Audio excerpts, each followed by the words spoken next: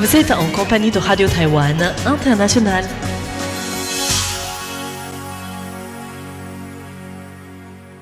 Bonjour et bienvenue sur les ondes françaises de Radio Taïwan International en ce dimanche 2 février. C'est François-Xavier Boulet pour vous présenter le programme qui sera bien sûr consacré à l'émission On en parle à Taïwan. Et bien sûr, le programme musical à suivre aussi sur notre site internet, à savoir Partitions orientales et Sous des cieux amplifiés. Mais tout de suite, on en parle à Taïwan.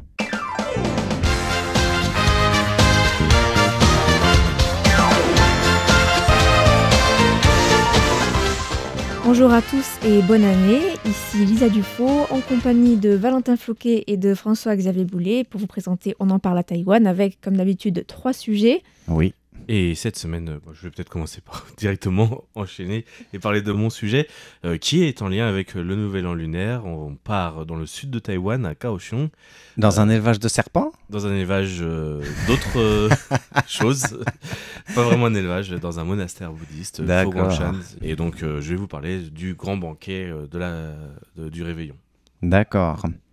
Ensuite, Lisa, tu nous parleras de... Moi, je vous parlerai des traditions du Nouvel An autour des enveloppes rouges et des questions un petit peu indiscrètes des membres de la famille pendant le Nouvel An. D'accord. Moi, je reviendrai sur une photo insolite, un portrait de famille qui a coûté cher à un certain monsieur. Je vous dis rien tout de suite, c'est en détail tout à l'heure dans la troisième partie de programme. No spoil, voilà comme on dit chez nous. Exactement. Mais pour l'instant, on revient sur le réveillon. Oui, alors donc, Fo Guangshan, chaque année, fête le Nouvel An en grande pompe. C'est un peu le moment, de manière un peu plus, avec un pas de recul en plus, où tout le monde vient donner des enveloppes rouges et payer, faire sa grande prière à la déesse, allumer son petit Bouddha pour le mettre dans la salle qu'il veut, etc. Donc c'est quand même un grand moment pour l'organisation, qui accueille aussi donc toute sa famille, tous les amis de l'organisation. Donc c'est vraiment énorme, hein. Et donc pour l'occasion, ils développent, ils sortent vraiment le grand jeu. Et il y a notamment des spectacles organisés, des animations, des défilés de danse du lion qui se font à travers les 3 sites maintenant. Mais c'est vrai que c'est grand déjà, rien que le site. C'est le plus grand monastère de Taïwan, tout simplement. Il y a la partie monastère historique, il y a la partie qui est dédiée maintenant au feu maître vénérable qui a créé cette structure qui s'appelle Sheyun. Et donc ensuite vous avez donc ce nouveau qui est devenu son mausolée un peu. Donc une grande salle avec ses calligraphies, avec son style un peu particulier qu'on appelle Ipizi, le caractère en un trait. Et aussi donc tout ce qui est le musée bouddhiste avec plein d'expositions sur le bouddhisme, sur les différentes fêtes liées au bouddhisme, etc. Et bien sûr dans chaque endroit il y a quand même des salles de prière et de recueillement. Voilà, donc c'est immense, sachant que là où il y a le musée, par exemple, il y a un Bouddha de 108 mètres de haut. Oui, qui est le plus haut de Taïwan aussi. Je crois que c'est le plus grand. En stature. Voilà.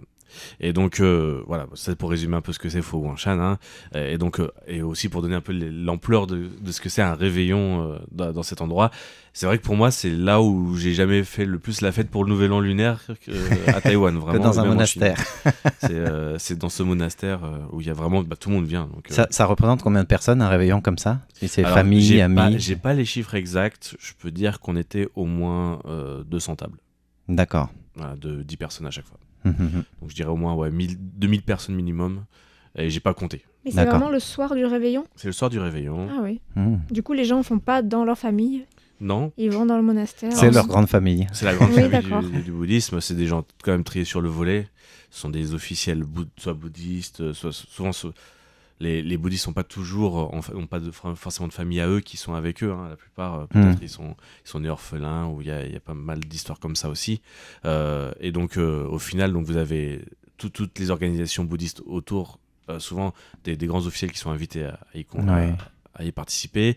Il y a bien sûr les familles des moines sur place aussi. Je faisais partie de cette catégorie-là. Il y avait tous les volontaires aussi qui sont actuellement en stage, en formation sur place. J'imagine qu'il y a aussi une place d'honneur, entre guillemets, aux bienfaiteurs de l'organisation.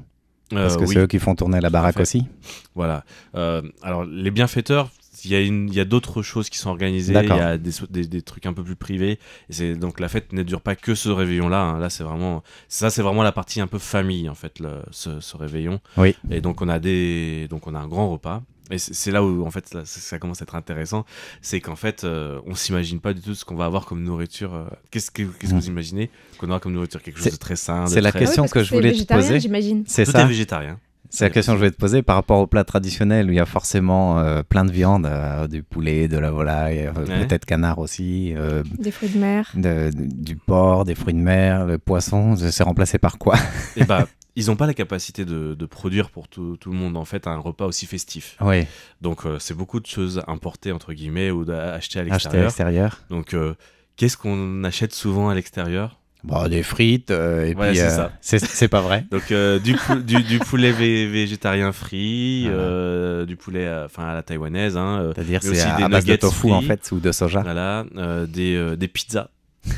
Des pizzas Pizza Hut en plus, hein, pas des ah pizzas. bon Ouais. Bah, nous, on imagine ça comme ça, mais pour eux, ça se trouve, c'est la seule occasion de l'année pour ceux qui sont vraiment consacrés dans cet ordre-là, où ils ont ce genre de repas et que c'est vraiment festif pour eux. On ne sait pas. Voilà, et c'est aussi pour ça que j'en parle. Et le reste, c'est quoi pour être aussi festif? Qu'est-ce qu'on aime beaucoup manger à Taïwan du sucre quand on fait la fête? Du sucre. Non. Non, j'aurais dit les nouilles de longévité, mais ça c'est encore à part. Qu'est-ce qu'on aime manger quand on fait la fête à Taïwan? Non, le nougat. On fait un repas un peu plus festif que d'habitude. Dès qu'on sort, on va un peu en famille manger. Qu'est-ce qu'on mange? Une fondue chinoise. Voilà, la fondue chinoise. Grand classique, et c'est tout simple, hein. C'est juste des légumes coupés. Et c'est de saison. Et c'est de saison, et il y avait du taro, du maïs, beaucoup de légumes, des nouilles, mais pareil, hein, les nouilles, c'est les nouilles qu'on voit dans les marchés, etc. C'est les gonzai-miennes, les nouilles, comment ça s'appelle, les nouilles instantanées, les imiennes, les nouilles frites, là, ou encore des nouilles oolong. Voilà, et en même temps, encore une fois, pour préparer pour 2000 personnes, 2000 convives d'un seul coup, si c'est pas fait par un traiteur ou comme ça, de toute façon, dans le monastère, ils n'ont pas les cuisines ni le personnel pour ça, même si ce sont tous des volontaires. Souvent, il y a des cuisiniers, etc. Mais voilà, ils n'ont pas les capacités dans ce. Je sais pas si vous connaissez un petit peu, mais il y a le grand réfectoire. Oui. Et donc ce grand réfectoire qui est immense, une énorme salle où tous les gens prennent le petit déjeuner souvent de manière la plus commune le matin, vraiment tous ensemble. Donc t'as en général les moines, les résidents, mais vous avez aussi les stagiaires, les personnes en formation.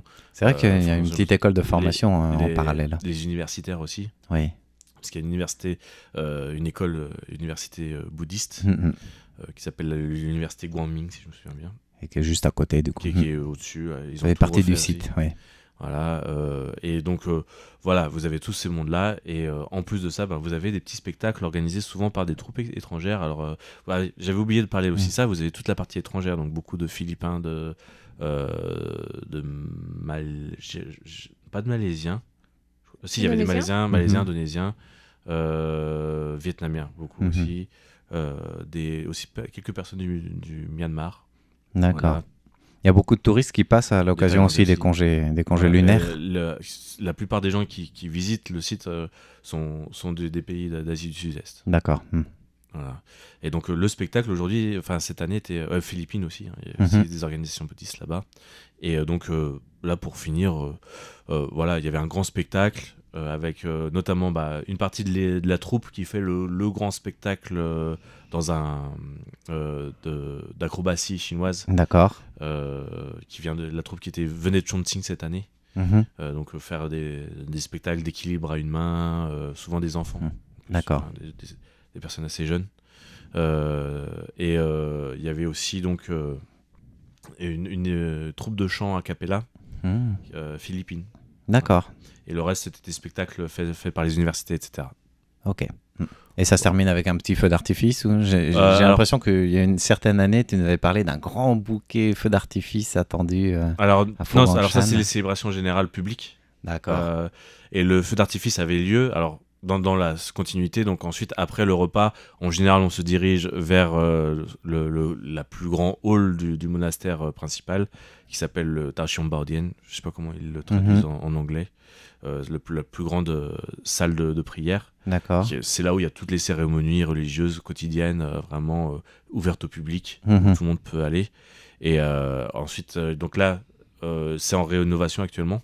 Donc c'était fait dehors uniquement. D'accord. Toute la cérémonie était dehors. Mais même en général, pour le Nouvel An, c'est toujours fait dehors s'il pleut pas. Parce qu'il qu'il y a tellement de monde. aussi. Donc tout le monde est sur une énorme esplanade devant. Ouais. Et donc il reste donc à faire le... donc ils font leur cérémonie de prière, les chants bouddhistes, etc., avec tout le rituel. Et dès que ça se finit, donc là, cette année, il y avait une grande innovation, c'est que sur le bâtiment en rénovation, ils avaient fait un énorme écran, une énorme projection. D'accord. Et ils avaient mis des lanternes virtuelles qui représentaient chaque personne qui priait. Les lanternes célestes, comme on voit à Pingxi, etc. Et en fait, on commence à voir le début d'un feu d'artifice faux. Puis tout d'un coup, les organisateurs disent au micro retournez-vous. Et là c'est bam, il y a le feu d'artifice qui lance juste à la fin de l'esplanade, en fait. D'accord. Juste au-dessus des escaliers qui mènent au temple. D'accord, donc c'était The Bouquet Final pour accueillir le serpent. Cette année, il n'y avait pas de spectacle de drone à Fo-Guangshan, si on fait un peu de précision. Voilà, donc normalement, ça faisait 3 ou 4 ans, depuis à peu près le Covid, qu'ils ont commencé à faire des spectacles de drone. Je crois qu'ils ont abandonné le projet. J'ai pas pu demander pourquoi, mais ils ont abandonné le projet. Ils ont juste fait un feu d'artifice cette année. D'accord. Voilà. Donc ça, c'était la partie festivité à Fo-Guangshan. Voilà, moi je voulais vous parler d'un sondage réalisé par la banque de ressources humaines en ligne Yes 123. Ils font parfois des sondages un petit peu, avec pas forcément une base de personnes interrogées très importante, mais sur des sujets un petit peu plus légers. Donc c'est assez intéressant de regarder. Et je pense que les Français et beaucoup d'autres cultures se retrouveront dans les questions de ce sondage. Parce que lors des réunions familiales, que ce soit à Taïwan mais aussi ailleurs, les membres de la famille souvent ont tendance à poser des questions un petit peu intrusives aux enfants qui reviennent dans la famille. Et le site Yes123 a ainsi demandé à ses utilisateurs quelles étaient les questions qu'ils redoutaient le plus en rentrant chez eux pour passer le nouvel an lunaire en famille. Alors les réponses qui sont les plus revenues, ce sont les questions sur les salaires, le montant des bonus de fin d'année et bien sûr les questions sur la vie amoureuse ou sentimentale. Ça, il y a beaucoup. Voilà, c'est pour quand le mariage, c'est pour quand le premier, c'est pour le pas et un deuxième, voilà, etc. Alors, Quand est-ce que tu ouvres une chambre pour les parents? Mais c'est vrai que pour la génération de nos grands-parents, c'était important, eux qui ont eu une certaine précarité pendant de nombreuses années, qu'on trimait. Ils espèrent que tu peux avoir un bon salaire, une bonne situation, une situation sociale pour eux, c'est une vie de famille classique. Donc voilà, est-ce que tu as ta propre maison ou appartement loué ou acheté même? Et puis une vie de famille, tout ça, pour eux, c'est la stabilité, donc la tranquillité, entre guillemets, quoi. Exactement. Et parmi les autres facteurs de stress du Nouvel An pour les participants, outre les questions intrusives, il y a le sujet des enveloppes rouges et plus particulièrement la question de savoir à qui donner et combien donner aux différentes personnes. Mais je reviendrai sur cette question tout à l'heure. D'accord. Et autre sujet de stress, il y a les foules dans les restaurants, sur les sites touristiques, parce que le Nouvel An est devenu, ces dernières décennies à Taïwan, une période où on voyage, que ce soit à Taïwan ou à l'étranger. Et c'est vrai qu'il peut être difficile de réserver des trains, des hôtels ou des restaurants. Et tout est booké ou plus cher que d'habitude. Et si on est en famille, on est embêté. Alors, autre sujet de stress, il y a aussi les interactions avec la famille de manière plus générale, les embouteillages, parce qu'il y a beaucoup de monde sur les routes, en particulier avant le week-end, avant le réveillon et le premier jour du Nouvel An, parce que toutes les familles sont censées quitter la famille du mari et aller dans la famille de la femme. Et donc, il y a un mouvement de population très important ces jours-là, et beaucoup de familles sont sur les routes pour aller au sud, du nord au sud, du sud au nord. Visiter la belle famille. Et enfin, il y a les dépenses liées aux vacances, ce qui rejoint un petit peu aussi la question de pouvoir ou non faire des réservations pour les vacances. Alors, sur le sujet des enveloppes rouges, qui sont une tradition très importante pour le Nouvel An, il y a tout un tas de règles tacites et de codes qui sont associés, avec des tabous, des choses à faire, à ne pas faire. Ces enveloppes symbolisent la chance pour l'année à venir et sont aussi un vœu de prospérité pour la personne qui le reçoit. Et cette tradition vient d'une croyance chinoise ancienne, selon laquelle un démon appelé Sui attaquait les enfants le soir du réveillon du Nouvel An. Et donc, pour protéger de ce démon, les parents mettaient le soir des pièces de cuivre sous l'oreiller de leurs enfants. Et cette tradition a évolué pour donner naissance aux enveloppes rouges qui sont distribuées aux enfants par les adultes pendant la période du Nouvel An, mais qui sont aussi désormais données par les enfants qui travaillent à leurs parents pour les aider dans leurs vieux jours. Et il y a aussi donc tout un tas de règles que je mentionnais, notamment pour le montant. Il faut par exemple éviter les nombres qui contiennent le chiffre 4, qui est un homonyme avec le mot mort en mandarin, et qui pourrait donc revenir à souhaiter la mort à la personne qui reçoit l'enveloppe. Donc c'est pas vraiment ce qu'on veut. Du coup, si on m'a donné 4444, c'est pas de bon augure. Ah non, là c'est que tu as vraiment une dent contre cette personne. Il faut aussi laisser utiliser des enveloppes qui sont laissées ouvertes. Il ne faut pas les fermer parce que le fait de les laisser ouvertes, c'est synonyme de laisser l'argent circuler librement. Donc il y a même cette idée-là. C'est vrai que je me suis demandé pourquoi on ne les ferme pas, ces enveloppes. Maintenant, je sais. Et apparemment, pour les enterrements, ça se ferme. D'accord. Voilà. Et il faut aussi que les enveloppes soient rouges, de préférence, et neuves. Il faut aussi éviter les pièces et les billets pliés. Donc, les gens, en général, vont à la banque avant les fêtes pour aller chercher des billets de banque tout neufs. Oui. Car là aussi, l'idée du neuf symbolise le renouveau de la nouvelle année. C'est la queue. Des fois, il y a même la queue pendant plusieurs. Tu peux attendre une demi-heure, même plus, pour avoir les billets neufs au distributeur qui l'a ou au guichet qui l'a, parce que c'est limité aussi, quoi. C'est vrai. Et bien sûr, il est considéré comme plus poli de ne pas ouvrir l'enveloppe tout de suite devant la personne qui nous l'offre. Oui. Il vaut mieux ne pas dépenser l'argent tout de suite non plus et attendre un petit peu, éventuellement le mettre sous l'oreiller pour respecter l'ancienne tradition. Et quand on reçoit l'enveloppe, il faut l'accepter avec les deux mains pour montrer le respect. Et pour les montants, ça dépend de la relation qu'on a avec la personne, surtout des moyens financiers de la personne qui donne. Bah oui. Voilà. Et beaucoup de jeunes récemment entrés dans la vie active choisissent de donner 3 600, un peu plus de 100 €. Mais ça monte ensuite, c'est censé augmenter au fur et à mesure des années et des augmentations de salaire. Ça, c'est pour donner aux parents ou la génération pour leurs vieux jours, comme tu disais. Donc ça monte ensuite entre 6 000 et 10 000, entre 180 et 300 €. Pour les grands-parents, on donne en général moins, entre 2 600 et 6 600. Et on essaie d'augmenter chaque année pour souhaiter la longévité. C'est un signe de bon augure. Ensuite, pour les enfants de primaire et encore moins âgés, même les bébés reçoivent des enveloppes rouges. Oui. Bon, là, bonne nouvelle, les enveloppes entre 600 et 1200 suffisent. Et c'est encore moins pour les enfants d'amis ou de parents, proches. Mais parfois, les parents et les amis peuvent aussi se mettre d'accord pour donner le même montant. Comme ça, voilà, il n'y a pas de prise de tête. Oui, je ne sais pas si ça se fait comme ça dans votre famille. Ça se passe comme ça chez moi. Moi, les filles, c'est 1200 aussi. Chacune. Okay. Chez nous, dans la famille, c'est pareil. En fait, chacun donne ce qu'il peut. Avant, il y a une vingtaine d'années, quand je suis arrivé à Taïwan, c'était un montant un peu fixé. Donc, les grands-parents donnaient un petit peu plus aux petits-enfants et les oncles et tantes ou parents donnaient un petit peu moins parce que les grands-parents, c'était leur moment de générosité, quoi. Le patriarcat faisait qu'ils étaient là et c'était eux qui devaient donner plus. Donc, les enfants devaient forcément donner moins. Et ils n'acceptaient pas que les enfants ou petits-enfants dans la vie active donnent à la génération supérieure en disant on n'a pas besoin, gardez pour vous. Et maintenant, c'est chacun selon ses moyens, comme il veut, comme il peut. En tout cas, dans ma famille. Quoi. C'est un peu ça, oui. Mais ça nous, ça dépasse jamais 1000. Donc, c'est quoi 1000, c'est 30 € environ à peu près. Pardon, c'est un peu pour les enfants, tu veux dire, ou les grands-parents ? L'entente tacite, les parents et grands-parents ne donnent pas plus que 1000 aux enfants, petits-enfants. C'est une entente tacite parce que c'est pas une famille qui a forcément énormément de moyens et on n'a pas envie que les oncles aillent s'endetter pour ça, par exemple. Quoi. Surtout qu'il commence à y avoir beaucoup d'enfants et de petits-enfants, mine de rien. Ça, en tout cas pour Taïwan. Ouais, après, moi, dès que ça s'éloigne un peu, que c'est les oncles et les tantes c'est beaucoup moins. Femme, c'est 200. Ouais, c'est ça. C'est un truc symbolique, quoi. D'accord.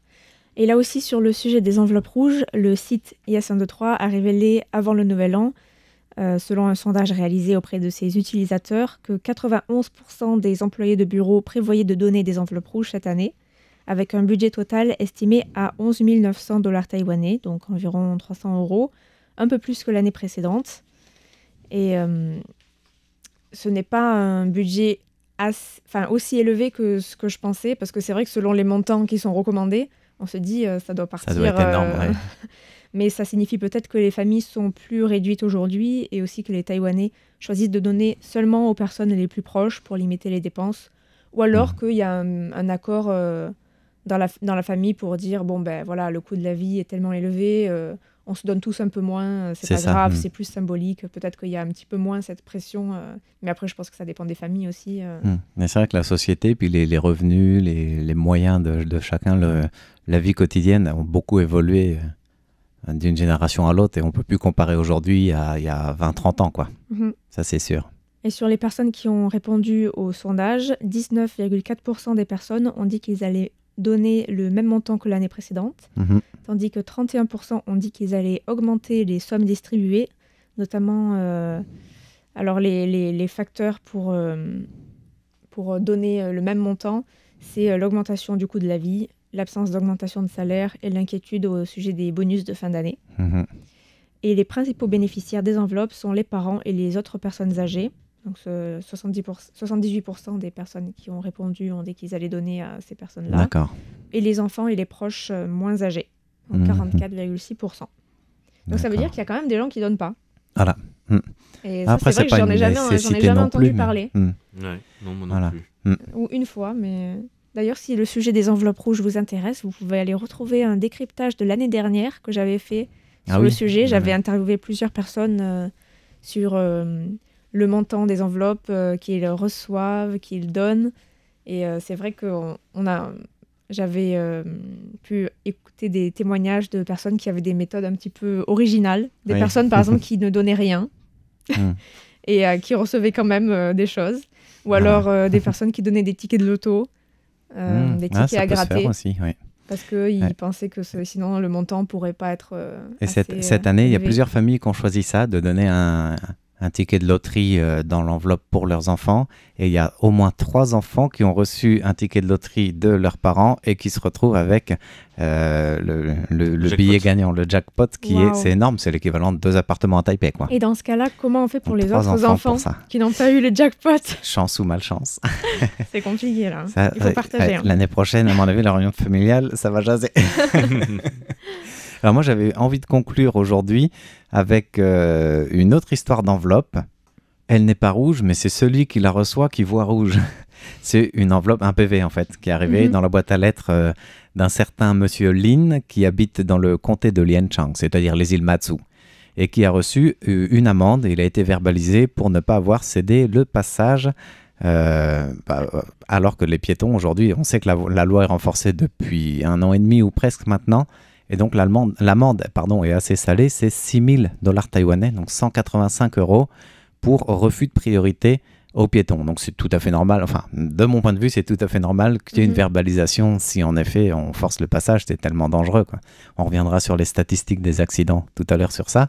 Et si on en parle aujourd'hui, c'est que cette enveloppe, elle n'est pas comme les autres, c'est que ça lui offre une photo de famille, parce que le refus de priorité, c'est 2 personnes qui traversaient, c'est ses propres enfants.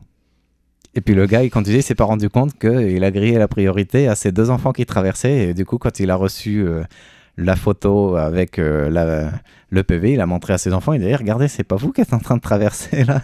Donc 6 000 $ pour ne pas avoir laissé ses enfants traverser. Ça les a fait sourire au point que le fils lui-même a posté ça sur les réseaux sociaux en disant en voilà un portrait de famille qui coûte cher. Et en une demi-heure, il avait déjà plusieurs milliers de réactions. En moins d'une demi-journée, 10 000 réactions sur les réseaux sociaux, là où il a posté, je crois que c'était sur Thread, je sais pas comment on dit. Thread, voilà. Et du coup, plusieurs milliers de commentaires qui plaisantent sur le fait qu'en effet, 6 000 $ pour une photo chez un photographe professionnel, au moins ça aurait été mieux cadré, on verrait les visages, etc. Tout le monde sourit. Et puis, il y en a quand même qui se demandent est-ce qu'il a une dent contre ses enfants? Est-ce qu'il les a vus? Est-ce qu'il les a pas vus? Comment ça s'est passé, cette scène-là? C'était pour faire des économies au Nouvel An? Ouais, peut-être. Au point que cet incident a été relayé jusque dans la presse taïwanaise, parce qu'on aime bien ce genre de faits divers à Taïwan, Bien sûr. et que les médias ont retrouvé le frère du chauffeur, donc le tonton des enfants qui traversaient. Ce sont des enfants adultes qui traversaient. Et il a confirmé le comique de la situation en expliquant que son frère, donc le chauffeur, il venait de déposer ses enfants devant le terminal portuaire de Nankan Phuao. Et après avoir fait le tour du pâté de maison, un demi-tour pour partir parce que c'est tout petit là-bas, il les a croisés à une autre intersection. Et puis apparemment, il est passé en grillant la priorité, probablement sans même prêter attention. D'après le père, il a vu qu'il y avait du monde, mais il pensait qu'il avait le temps de passer avant, quoi.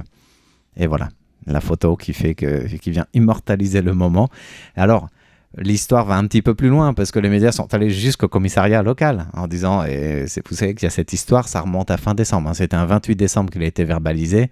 Et puis donc fin janvier, on reçoit un peu l'amende. Et donc sur les réseaux sociaux, juste avant le Nouvel An, on parle de ça, quoi.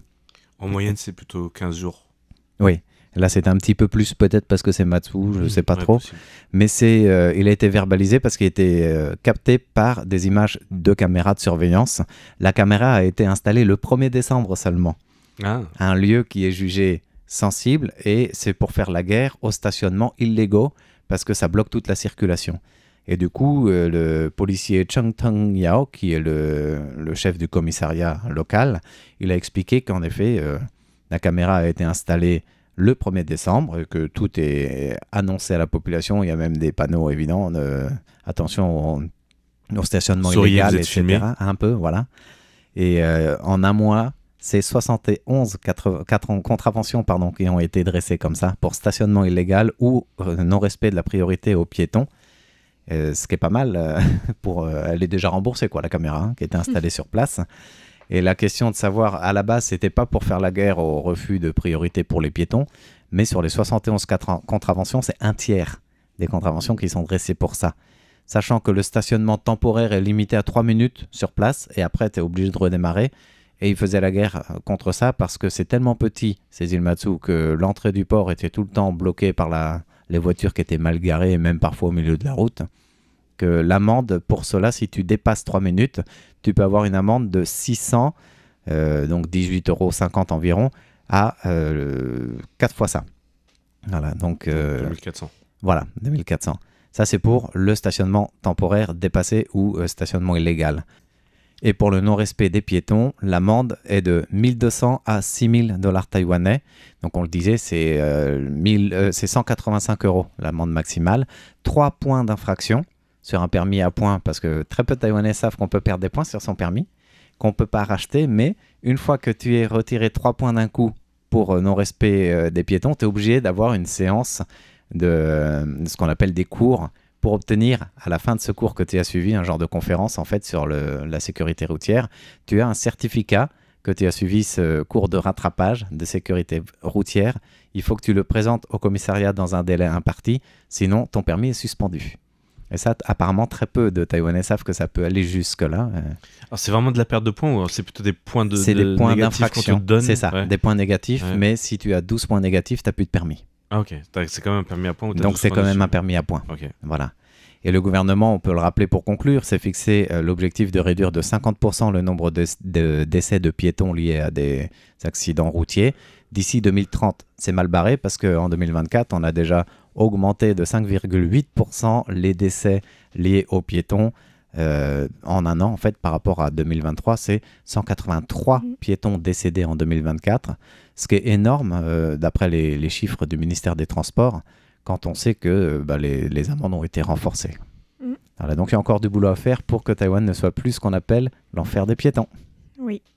Et bien, merci François-Xavier Boulet pour ton sujet. Et merci à vous aussi. Et puis on va conclure notre émission On en parle à Taïwan. On vous retrouve la semaine prochaine avec un nouvel épisode. Alors d'ici là, portez-vous bien. Bonne année. Xinyan Kuai Le. Voilà, bye bye.